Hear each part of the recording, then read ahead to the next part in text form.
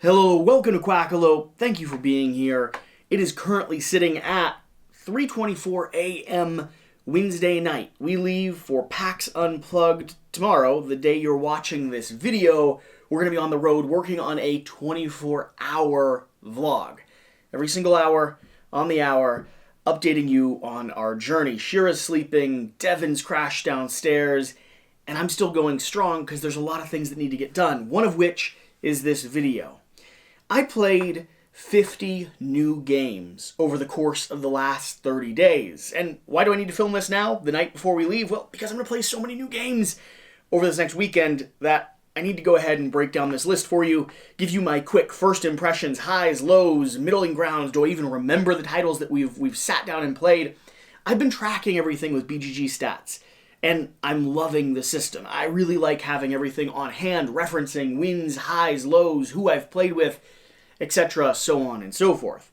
So I thought it'd be interesting to continually, every 30 days or so, update you, the audience, on everything we've played, what I thought of it, whether or not it's coming back around or getting here on the channel, and seeing what you all think, if there's any demand to see that stuff in the future.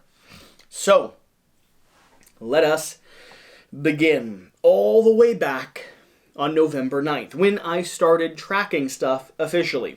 On that day, we sat down, we played Wasteland Express Delivery Service, and we played Rolling Realms. Rolling Realms is a gem. I've played that multiple times since then and even done content on it. I still really like it.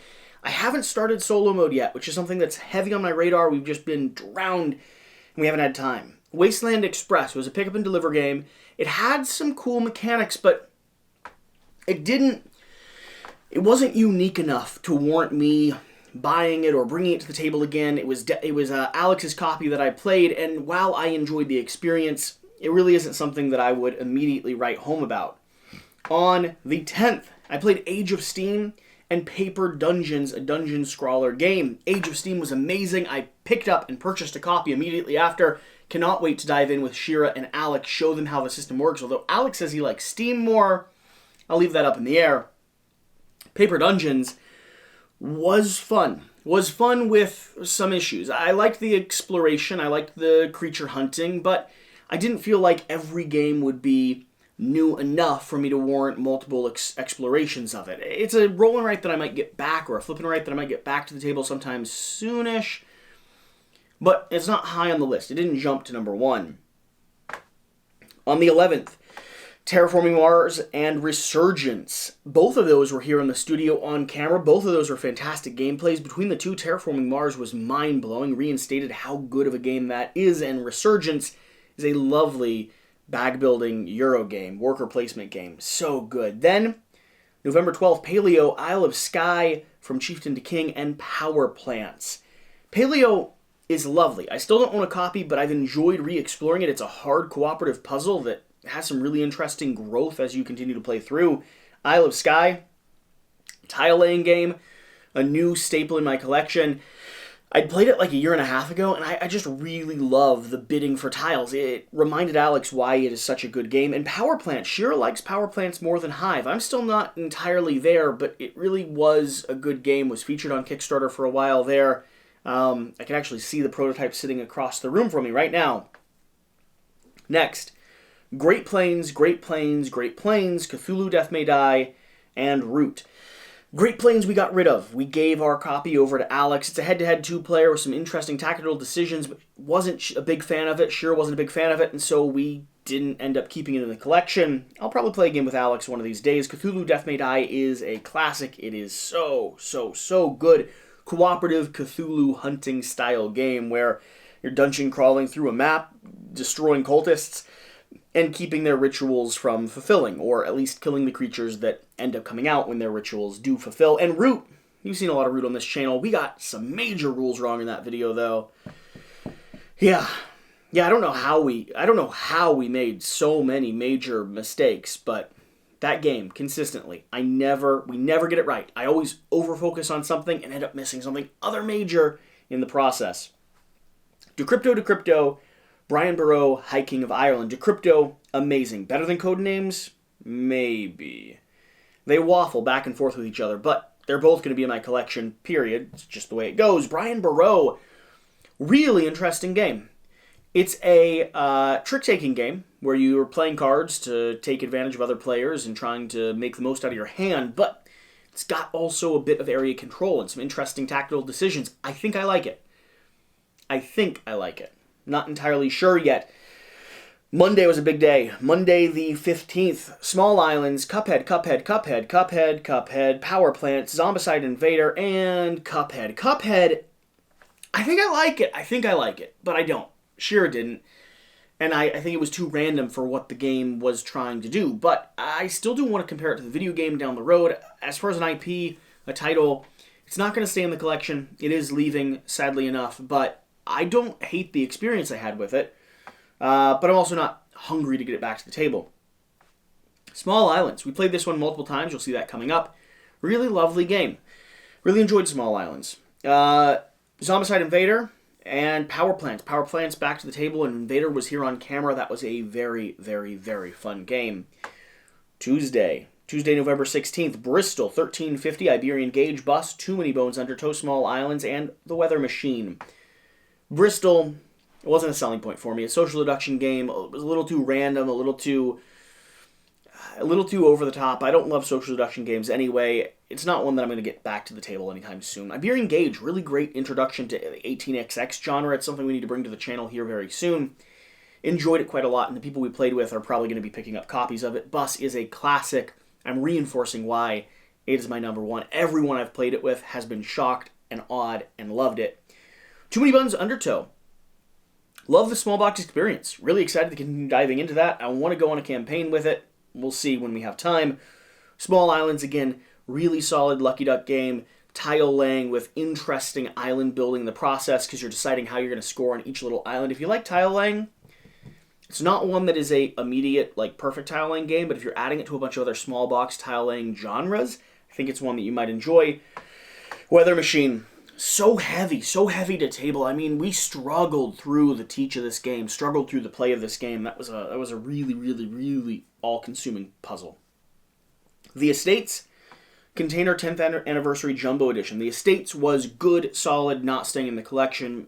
Our experience was really fun, but I don't really see myself revisiting it. Whereas Container, by the way, is on my Grail list. It's a game that I absolutely want to get. Loved Container.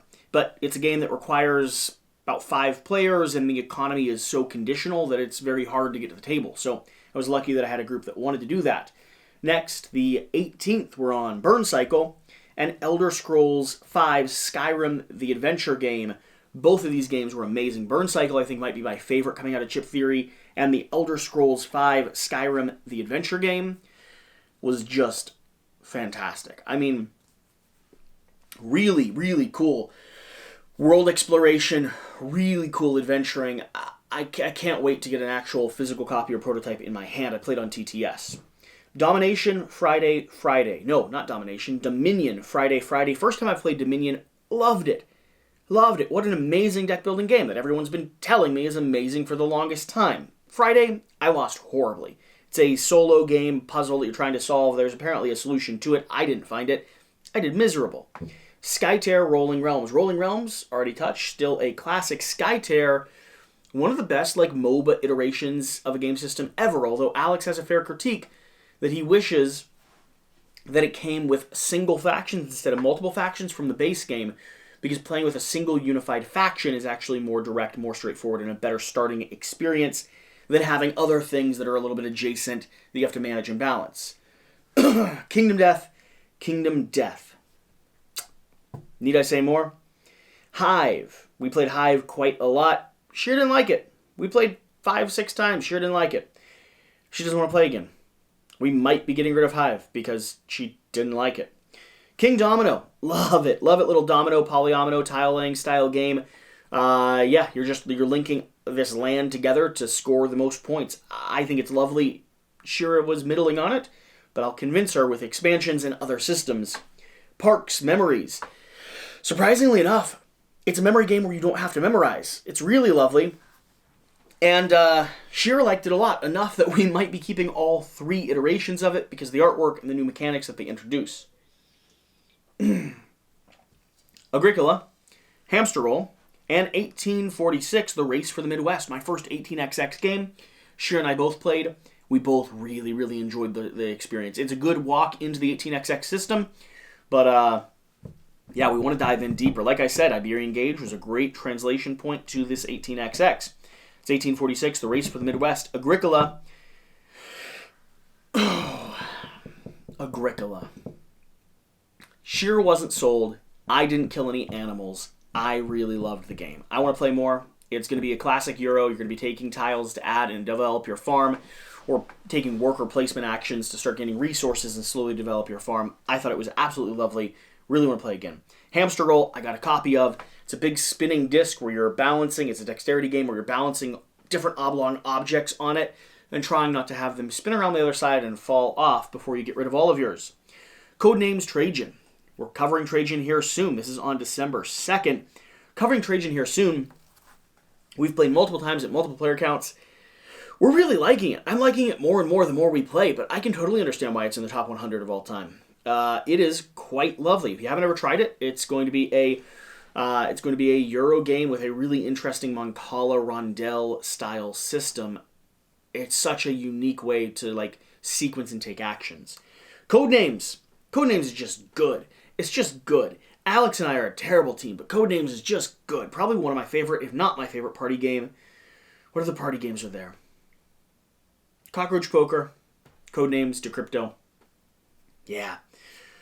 Kingdom Death, Munster, need I say more? Trajan again, Nova, Luna, and Codenames again. Nova Luna was fun. It was interesting. It was compelling. But, yeah, I don't know. I wasn't sold on it. Other people around the table liked it a lot more than I did. It's going to be this card-laying game, tile-laying game where you're trying to pattern match and get all your resources out onto the table by sequencing blue and yellows and reds that are all in different lines and orientations, and you're trying to pay the price to make sure you can do them all. It's neat. It's fun. Yeah, not too high in my thing, though. Trajan, Codenames, Kingdom Death Monster. Trajan, again, quite lovely. Codenames, fantastic. KDM, amazing. Vindication, Hadrian's Wall, Encyclopedia. Vindication, coming to the channel here soon. That was a wild game. Such an amazing game. I've enjoyed the system more and more the more I've dived into it. It really benefits from experience. Hadrian's Wall, shockingly heavy, but amazingly open-ended roll and write. Or flip and write. Or resource and write. One of those. Yeah, it's a flip and write. Yeah, there's so many pathways that I just did not explore in this game. I cannot wait to do it again. I didn't feel like I was playing a multiplayer game, though. It's a solo puzzle that you're trying to get as efficient as possible. But it was really good. Encyclopedia, new game coming out soon. Alex is loving it. I was compelled by it. They're thinking it's like the game Wingspan should have been, which is fine. But I really like Wingspan, and the bird strategy in Encyclopedia wasn't as deep as I thought it should go, although it really does feel like you're exploring these animal creatures across continents. If you like nature, if you like studying biology and life and kind of worlds and ecosystems, yeah, it's a really good tactical game. Air, Land, and Sea, Mind MGMT 1, 2, and 3 times. The Night Cage in Radlands 5 times. Air, Land, and Sea Critters at War is just a better version of Air, Land, and Sea. It's way more adorable, and that, of course, makes it better. Mind MGMT is maybe the best social deduction game, hidden movement game, not social deduction, best hidden movement game out there, period, competing closely with Beast, both of which are indie, both of which are amazing. The Night Cage, not good at higher player counts, but I still think I like it solo. I'm going to be bringing some content here to the channel soon. We don't understand why it's the highest rated at 4 on BGG, because at 4, you're all just taking one very simple action. Maybe it's the cooperative puzzle solving that everyone enjoys, just not my speed. Radlands. Radlands was really fun. I'd like to get a copy of it sometime soon. Horizon Zero Dawn. Dove into it, first scenario.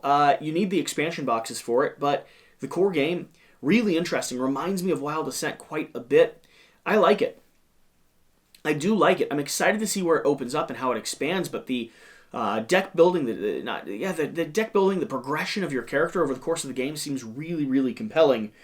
Lost Ruins of Arnak, 2 times, Bus, and Tudor. We have Lost Ruins gameplay coming soon. The expansion ruins the core game because there's no reason to go back to the base game now. You have to have and mix in that expansion. It's so much better. Bus is fantastic. We're getting my number 1 game to the table every other week, twice a month now. And Tudor, again, was interesting. We did some coverage on this. I don't think it's up quite yet. We have a review coming soon. It is hamstrung by bad components, but it is a really accessible, interesting take on worker placement games with a little bit of pattern matching and set collection. I think we liked it, given a few upgrades that we want to make. Marvel Zombicide, and Mythic Mischief. Marvel Zombicide is the best Zombicide I have ever played, and I can't say much more than that at the moment, but it's fantastic. Yeah, we recorded 2 gameplays of it, both of which are coming to the channel here soon, I hope, and it was incredible. And Mythic Mischief is it's just such an amazing game. It's easily top 10 from this year. And I got to think a lot about this year, because this year has been insane. But Mythic Mischief will be there. I'd be wrong if it wasn't. And yeah, I think that's the set. Over the last 30 days, I have played 76 different times, 9 named players, 50 unique games. 49 of those were new to me. Cool. So yeah, that's my stats for the last 30 days. Let's see if we can beat that. Get to 100 plays over the next month. What's our goal? 10 extra games, 100 plays, 60 new games. Seems reasonable. Let's give it a try. Today is Thursday, December 9th. So starting from now, we'll go 30 days in the future, and this series will continue. Thank you for being here. Thank you for supporting us. 20 minutes before I make the next entry in our hourly vlog. All right, let's get some work done.